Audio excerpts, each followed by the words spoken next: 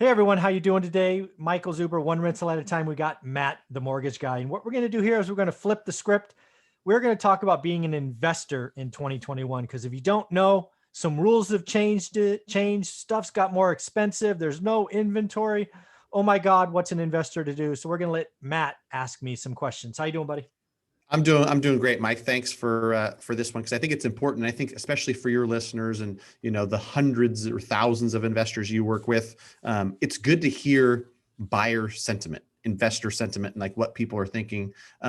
So 6 days ago on my YouTube channel, I put out a poll and I said, as a real estate investor, will higher rates on investment properties deter you from looking into rental properties in 2021?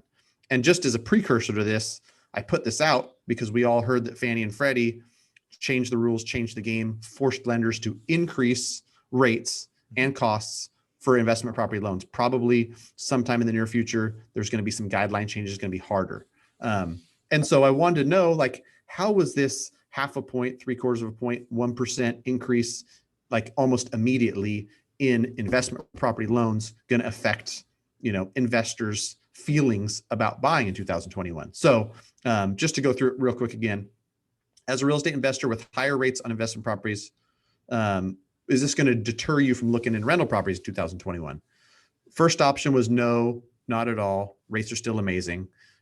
Second option, yes. If I can't get historically low rates, I'm out. And then I run the numbers regardless of rate. If a deal pencils, I'm in. And I don't know if you want me to tell you what the results are, or if you want to kind of elaborate on what you're hearing and talking to investors about.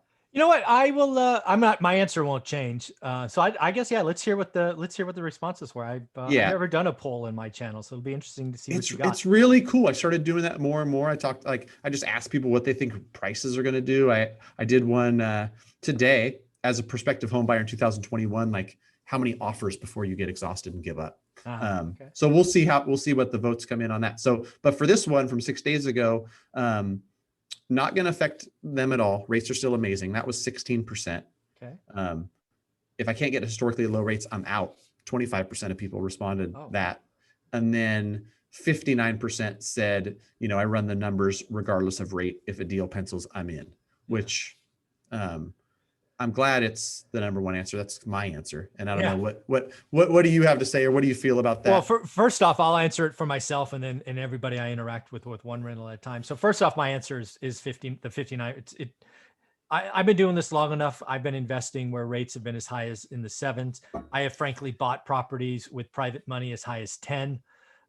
So again, if you ever look at my teachings or what I talk about, I look for yield.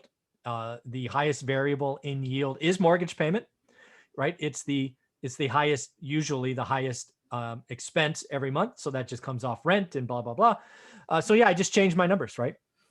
Small detail, I cannot get these remarkably rates. So when they were in the high 2s or low 3s, or maybe now low 4s, I've been paying in the 6s. So I'm competing against not only homeowners, but investors who can get cheaper money than I can.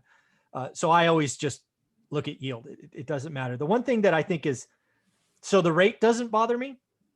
Changing the rules out of nowhere is one of those yellow flags that I do look at, right? So rate doesn't bother me at all. I just adjust. But when the government starts implementing new rules, I step back going, why? And that is far more important to me, because sometimes they do it because they're trying to incent a certain behavior. Like maybe the answer is, hey, investors are screwing up the market. There's no cash buyers. I want homeowners to win. Could be. Or could be, oh my God, we've had a year of moratoriums. We got all this bad debt coming. I don't want any more of that. So I'm going to restrict the supply, right? So when I see these changes from left field, I don't care about the rate. I do ask why, though. So I've thought about why a lot. And that sometimes can give me pause. I don't think this one will. As for the 25% that said this is going to stop them, those people, in my opinion, were looking for a reason not to. I believe the natural 30-year mortgage, if you remove the last 13 or 14 months of this pandemic, would still be in the 4s. We're coming out of this, folks. So naturally, it would go back to something in the 4s. I believe the Fed, right? Don't bet against the Fed and all these things we hear about, artificially pushed rates lower than they should have been. So now they're just going back to normal. So if you only are going to do a deal, if you can get an investment loan at 3%, I don't consider you a real investor.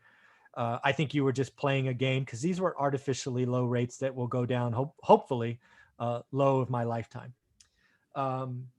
Yeah, so that's what I think. And then hopefully people that follow my channel are the same way. I just talk yield, right? What's the return on my cash invested? And, cost is, the mortgage is only a cost of that. So and what's very clear though, is a point like going from 3.5 to 4.5, that's going to change the mortgage payment. That's going to impact cash flow. And that could turn a good deal into an average deal. It could turn an average deal into a bad deal. So I believe it will slow down transactions. I believe, to our earlier conversation where you might get 20 offers and half are investors, half owners, I believe you're going to lose some investors. And frankly, that is good. Maybe we'll be a little bit less chaotic and frantic of a market. And I think that's what the government is doing. Back to my earlier point. I think the government's trying to slow down investors so that owner occupants have a better chance. That's my guess. That's why you're seeing a big split, right? Owner occupants still in the low 3s, investors in the low 4s. I think they're doing it on purpose. That's what my thoughts are. Yeah, that makes sense. Yeah, for sure. And I hope so. And I think to your point, if your deal needs to have a mortgage at 3% to be a deal, it's probably not that good of a deal. It's not a deal. Right. Like you, when I switched from W-2 to self-employed and did my own thing, I bought 2 fourplexes at 6%. And when I refinanced them to 3.25, man, it was sweet. But at 6%, the numbers penciled. Yeah. It was a good deal at 6%. And so, it's just a really good deal at 3.25. Right. At 3.25 now. I just gave myself a $700 a month raise. Sweet. Yeah. Yeah. Very, very cool. This has been a fun conversation. One that I think had to be had. I'm going to look forward to hearing what you have to say about the refi market in our next video. Thanks, buddy. Yep.